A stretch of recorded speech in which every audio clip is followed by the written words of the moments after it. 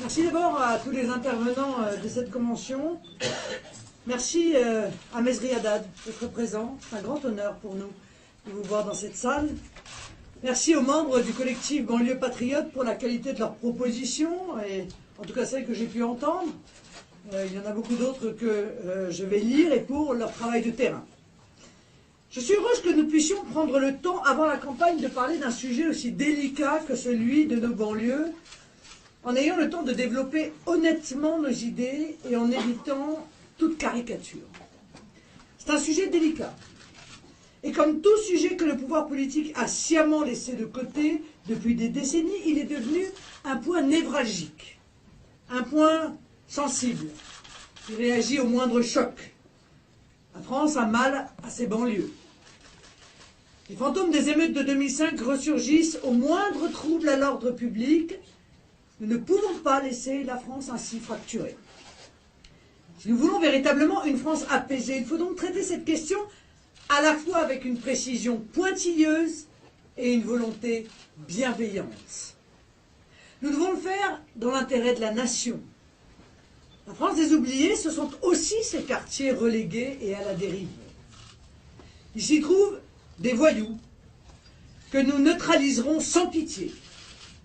Mais il s'y trouve aussi et surtout des Français abandonnés, qui n'ont pas pour eux les masses d'argent de la politique de la ville pour une raison simple, cet argent est gaspillé dans le clientélisme.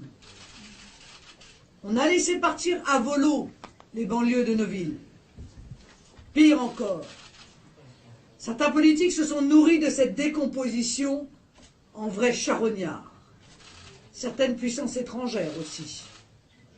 Le clientélisme y est roi, plus que dans toute autre partie de la France.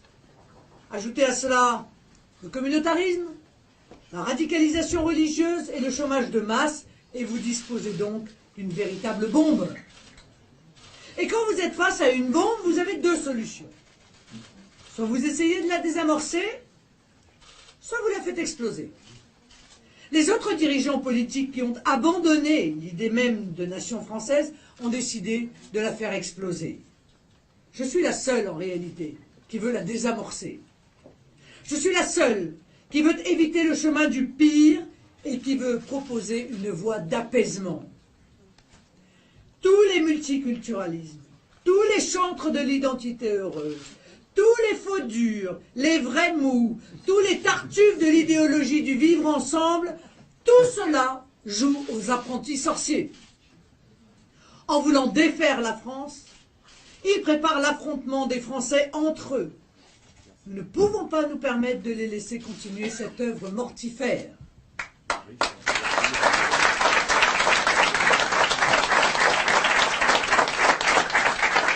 C'est pour rétablir la paix civile, qui est le bien le plus précieux d'une nation, que nous devons prendre à bras-le-corps le problème des banlieues françaises. Notre plan est simple. Il comprend 3 volets. Premièrement, rétablir l'ordre républicain dans les banlieues. Deuxièmement, déraciner le fondamentalisme islamiste pour préserver les enfants des banlieues de toute dérive, et notamment les femmes et les filles.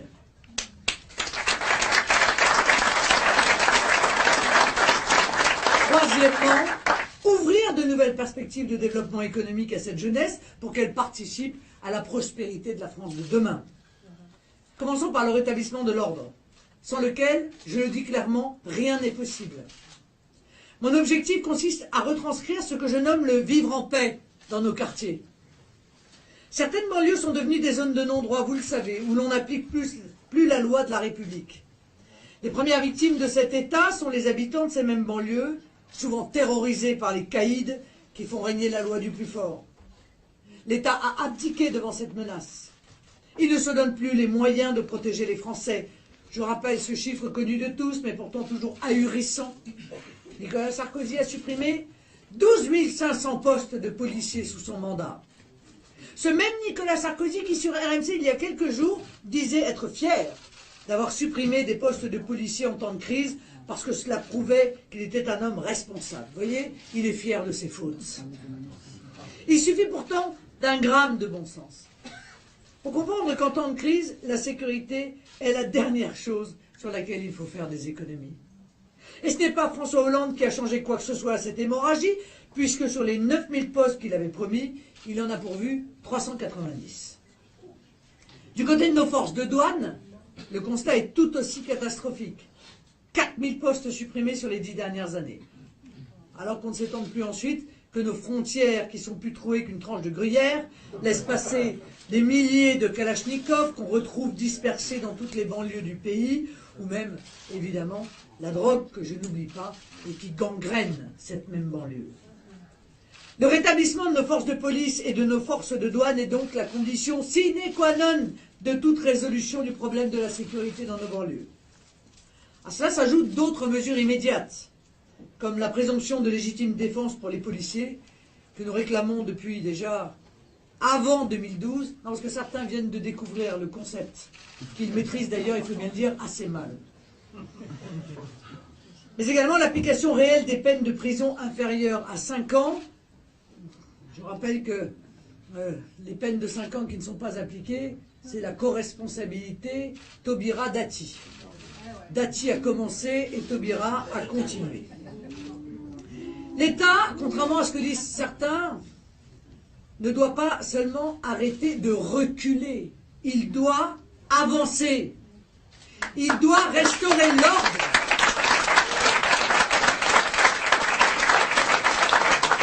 Sur un territoire dont je dis ici qu'il n'a pas le droit d'abandonner. Car non seulement en abandonnant ce territoire, il met en danger les villes françaises, mais il ne respecte pas non plus son devoir de protection des habitants de ce quartier. Après le rétablissement de l'ordre, sans lequel tout futur est inenvisageable, il faut creuser plus profondément jusqu'à la racine du mal. Il faut déraciner cette idéologie qui gangrène les banlieues et qui se nourrit de la faiblesse humaine, l'idéologie salafiste.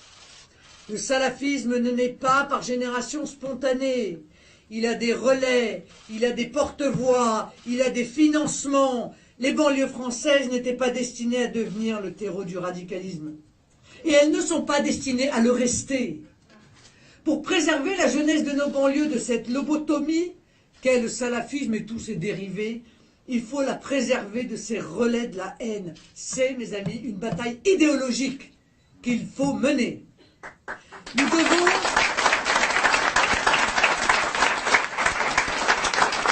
assécher le marais du salafisme. Et pour cela, il y a des moyens simples. Nous devons fermer les mosquées radicales. Puisque M. Cazeneuve, qu'il avait pourtant promis avec ses airs de premier flic de France, n'a pas été capable de le faire.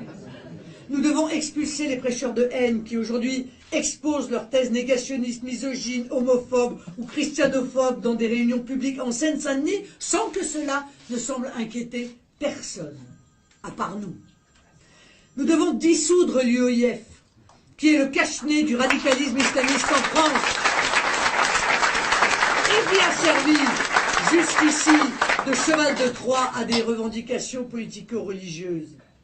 Il faut aussi contraindre, je le dis tout aussi clairement, les réseaux délétères des frères musulmans qui essaiment avec la bienveillance de nombreux candidats actuels à la présidentielle. Et après ces mesures immédiates, et qui pourtant n'ont jamais été mises en place, il reste une mesure à plus long terme, tout aussi fondamentale que les autres. Nous devons interdire le financement des lieux de culte par des fonds étrangers, et notamment le financement des centres cultuels ou culturels par le Qatar et l'Arabie Saoudite.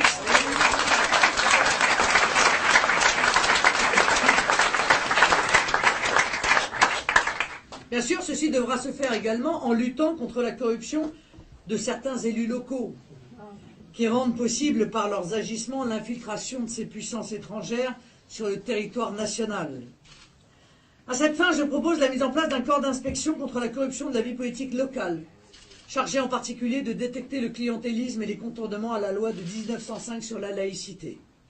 Je le répète, les banlieues ne sont pas destinées à rester des viviers du radicalisme, ce n'est pas une fatalité. Nous pouvons faire sortir la jeunesse des banlieues des griffes de l'idéologie. Nous pouvons leur redonner un avenir français.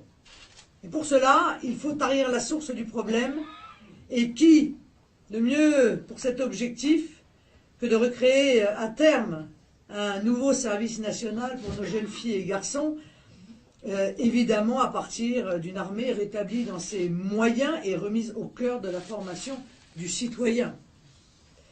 Enfin, si nous réussissons à rétablir l'ordre et à tarir les sources de la radicalisation, notre tâche ne sera pas terminée pour autant. Si nous ne voulons pas que les banlieues redeviennent une nouvelle fois une zone de non-droit, nous devons les faire participer à la prospérité économique d'une France souveraine. Je partage l'avis qui a été donné tout à l'heure. Disons-le clairement, il n'y aura pas de développement économique s'il n'y a pas de rétablissement de la sécurité. C'est le préalable à tout. Pas un commerce, pas une entreprise, pas un client ne viendra si il risque sa peau ou même, je vais vous le dire, sa santé ou son portefeuille.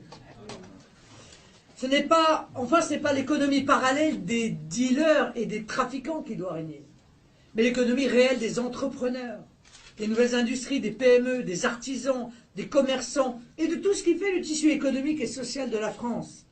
La banlieue est comme l'ensemble de la France bourrée de jeunes talents qui ne cherchent qu'à exprimer leurs capacités.